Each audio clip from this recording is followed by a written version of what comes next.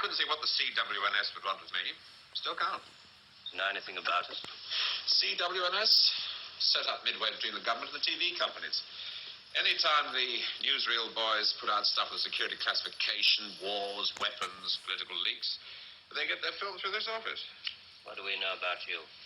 We're interested in very responsible people. In fact, we have a little index for them. We call it their power quotient. A ratio of responsibility as against aggression. Yours is very low. 0.2. I'm sorry, the language must seem rather strange at first, but we take it very seriously. Just to show you how seriously, I'm going to tell you how we checked up on you. We call these things surgical transmitters. One was fitted inside you when you went into the Charing Cross Hospital 3 years ago. Appendix, wasn't it? Transmitter? Are you trying to tell me that you listen to every word I say? A machine does. Untouched by human hand. There's a little gadget in these things that ties up with the pulse rate. Puts a bleep onto anything that you're excited about saying. Can you hear your heart beating? It's eating breakfast at twilight.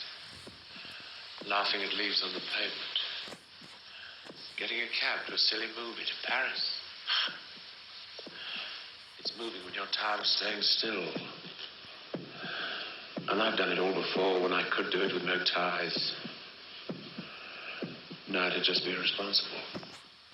So there really is one of those things inside me. What do you want? We want people with low power quotients. We want them to work for us. Nothing more sinister than that. All this just to offer me a job. Special sort of job. The newspapers talk about the corridors of power, the power elite. Let's just say we'd like you to join the club. Oh. There's a vacancy in our newsreel department. We'd like you to help plan the news for 1973. Come again? Plan the news for 1973. What are you doing? I just want to make sure the sunlight's real.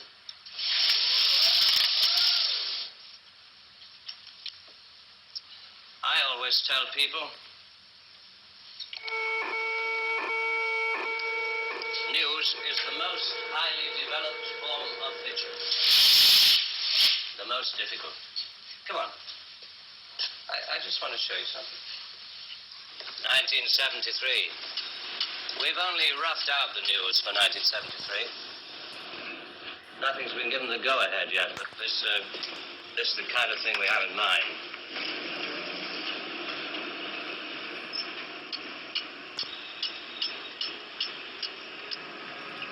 Today, April 14th, 1973.